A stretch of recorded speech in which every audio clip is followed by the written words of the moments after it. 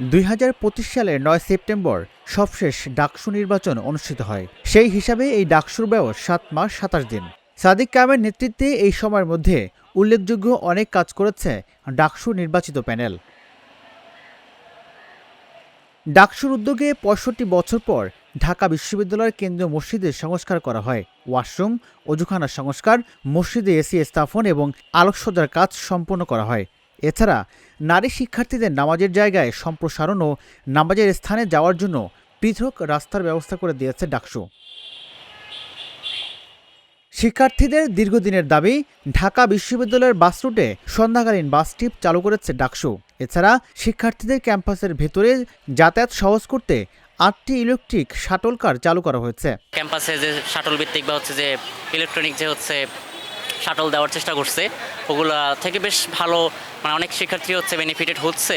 হলের জিমনেশিয়াম থেকে শুরু করে খেলার ব্যবস্থাগুলো অনেক ভালো করছে, তারপরে রিডিং রুমগুলো স্পেশালি অনেক ভালো করছে।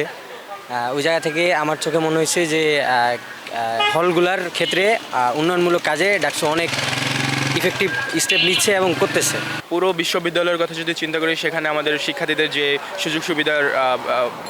সুযোগ সুবিধাগুলো ছিল, যেগুলো হচ্ছে শিক্ষার্থীরা নিতে পারছিল না, সেগুলো নিয়ে কাজ করছে। যেমন জিমনেশিয়ামে কাজ করতেছে, সেন্ট্রাল ফিল্ডে কাজ করতেছে, ক্যারিয়ার ডেভেলপমেন্টের জন্য ৯ তারিখে ফেস্ট আসছে, বিশাল বড় ফেস্ট আছে, যেখানে হচ্ছে অন স্পট জব দেওয়ার যে ইন্টারভিউ নেওয়া, ওই একটা ব্যবস্থা আছে, এটা দেখলাম, শুনলাম।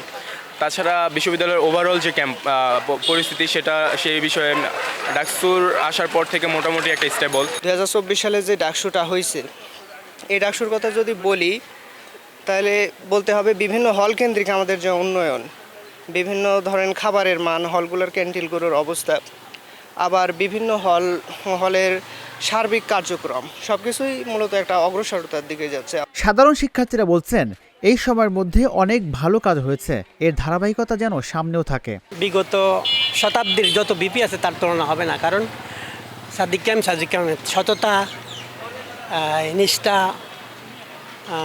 কর্তব্যপরায়ণ থেকে শুরু করে এই বিশ্ববিদ্যালয়ের হলগুলার আধুনিকরণ, মসজিদের আধুনিকরণ, তারপরে মেয়েদের হলের সুযোগ সুবিধা বাড়ানো, এসি দেওয়া, তারপরে নিরাপত্তা বাড়ানো থেকে শুরু করে মেয়েরা এবং বিশ্ববিদ্যালয়ের আগত নবীনরা প্লাস প্রবীণরা মিলে তাদেরকে নির্বাচিত করেছে এই জন্য যাতে বিশ্ববিদ্যালয়ের ক্যাম্পাসটা সুন্দর চলে। এবং আশাবাদী যে এইটা যে ধারায় আগাচ্ছেন, এটা তাদের মেয়াদ পর্যন্ত যদি এই ধারা বজায় থাকে তাহলে অবশ্যই একটা ভালো কিছু আমরা দেখতে পাবো বলে আশা করি। ইতিমধ্যে আমরা অনেকগুলো কাজ লক্ষ্য করেছি যেটা খুবই ফলপ্রসূ এবং শিক্ষার্থীদের মনোনীত।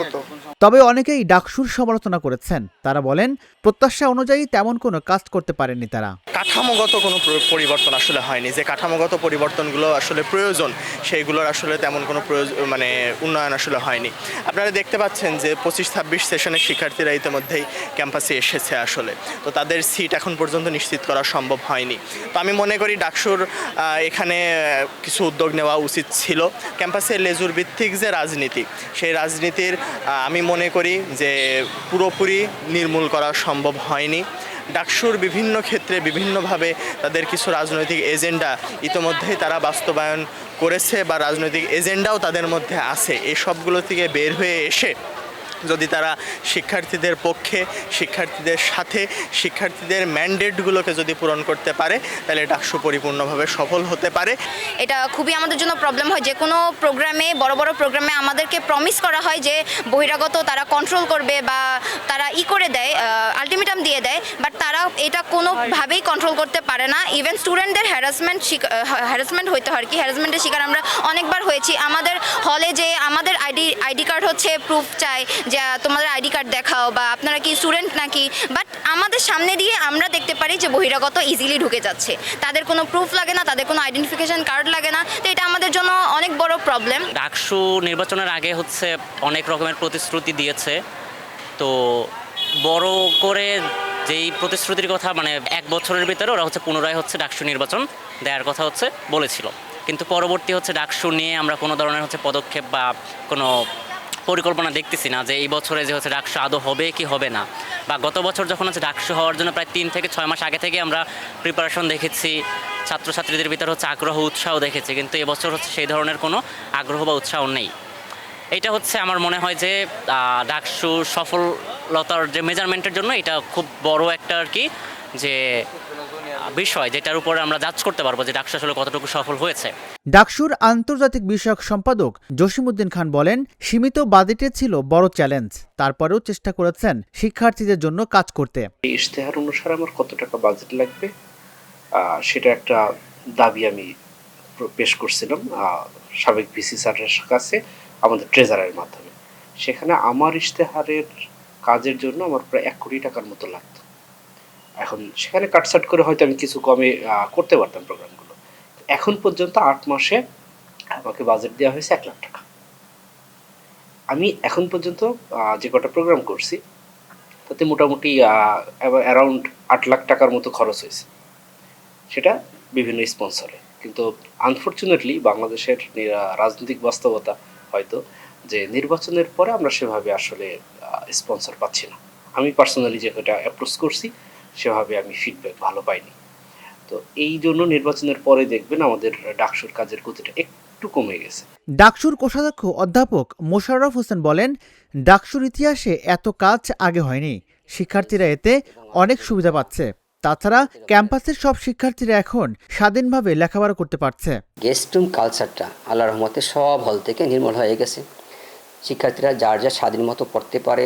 যদি কেউ মনে করে যে সে কোনো রাজনীতি করে তার ইচ্ছা, কিন্তু কোনো ধরনের জোর প্রয়োগ করা হচ্ছে না, কাউকে বলা হচ্ছে না যে আসো আমাদের সাথে। যে ভালোবেসে যাবে, কাজকর্ম দেখে আদর্শ দেখে যাবে, সে যাবে। তা এই পরিবেশটা তো আসলে দরকার বিশ্ববিদ্যালয়ে। এখানে কোনো আমাদের মিটিং নাই, কোনো মারামারি নাই, আল্লাহর রহমতে কষ্টের জঞ্জানি নাই। শিক্ষার্থীরা নির্ভয়ে নির্বিঘ্নে নিরাপত্তার সাথে তাদের পড়াশোনাটা চালিয়ে যেতে পারতেছে। সাফল্য আর সীমাবদ্ধতার মাঝেই এগোচ্ছে ডাকসুর পথচলা। এখন দেখার বিষয় আগামীর দিনে প্রত্যাশা কতটা পূরণ করতে পারে এই ছাত্র সংসদ। নানা আলোচনা সমালোচনার মধ্য দিয়ে 6 মাস পার হয়ে গেছে ডাকসুর। এর মধ্যে আছে সফলতা, আছে ব্যর্থতাও। এখন বাকি সময়গুলোতে কতটা ভালো কাজ করতে পারবে ডাকসু, সেটাই এখন দেখার অপেক্ষা। রাজিবুল ইসলাম, ঢাকা জার্নাল, ঢাকা।